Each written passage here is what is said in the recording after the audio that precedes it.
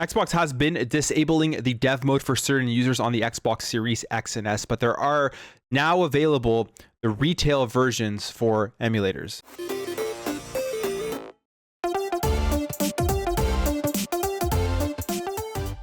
Welcome back to another video, guys. If you enjoy daily Xbox content, make sure to hit that subscribe button. I made a video this morning talking about how I was disappointed that Xbox was starting to remove the developer mode for certain accounts. This was based off of a video that Modern Vintage Gamer made that his account had got removed, and it was the first time that he had seen this. Basically, the developer mode is something you pay $20 to, and you get access to all of like the backend stuff on your Xbox. You can install emulators and just do stuff that you can't do on the retail version of your Xbox Series X and S. Now, this has been available since the Xbox One, and we haven't really ever heard of accounts getting banned, but they're doing it, and they're saying it's because they are inactive in the sense that they aren't actually uploading and using it to put games onto Xbox itself. And one of the biggest drawbacks of them disabling a developer account is, well, firstly, you pay 20 bucks for it, so you lose that 20 bucks. And secondly, you're not going to be able to do stuff like this, which is use the Xbox Series X and S as an emulation box. And it's pretty much right now the best emulation box out there that you can get. So after that video, I did a little bit more research, and I've realized that you can actually still access these emulators through the retail version of your Xbox, which is very cool, and I'm very happy to see this. So there definitely is a workaround. Now, it's very easy to do as well. Like, it's super easy to get this onto your Xbox, and there used to be a thing where you had to be part of a whitelist to actually be able to access the emulators, but that's completely gone now. And I'll just quickly show you how to do it, so that if you're somebody who had a dev mode or never had a dev mode but is still interested in emulating games, like I'm emulating one of my favorite games of all time here, Donkey Kong Country, which I still have the original retail version, full complete in box of my original Donkey Kong Country, one of my favorite games.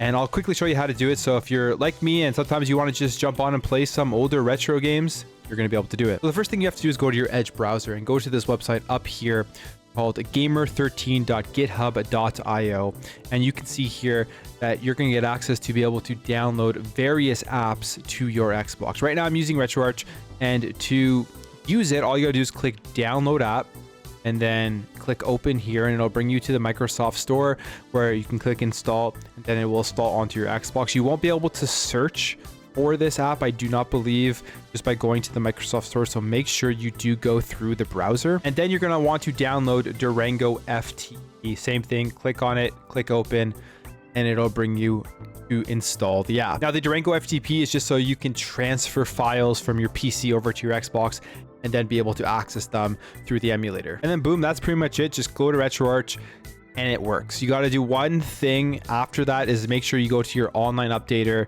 and just make sure you update all of this stuff here. And then you're gonna have to set up your FTP and do the file transfer in order to actually get access to these games and be able to start playing them. There is a really good video that I'm going to link in the description below that you can go ahead and watch as well, which will give you the full walkthrough of how to do it. It's very, very simple, very, very easy to do. Nothing that people won't be able to figure out, and it works really well. Like, you can load up all the different emulators, PS1, the Dolphin emulator, the SNES, Game Boy, everything, and it's just a great thing to have if you're somebody who has some older retro games that you want to play from time to time. And like I said, all through the retail version, you do not need to access the developer mode to start using this. Now, obviously, use it at your own caution, I guess, because who knows if Xbox and Microsoft are going to start cracking down on this. I don't know, maybe they'll ban accounts and stuff. I have no idea what they'll do. If they turn into Nintendo, they may, because some of the speculation as to why people are thinking they started banning the developer mode was because we saw recently that GoldenEye popped up on True Achievements, meaning that it's probably getting that N64 version coming over to Xbox, and it will be the first time that we see an N64 version of GoldenEye being remade or remastered or whatever on a different platform.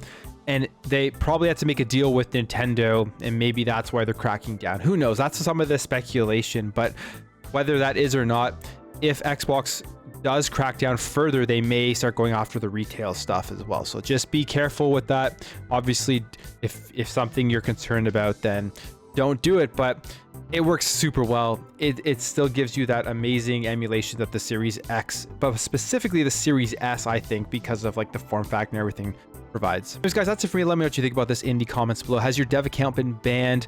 Are you going to be using this on the retail version? What do you think about this overall situation? If you enjoyed this video, make sure to hit that thumbs up button. And you're new here, you like what you saw throughout this video, I'd really appreciate you hitting that subscribe button and help this channel grow and help grow this community. Thank you for watching. Thank you for your support. I'll catch you in the next video.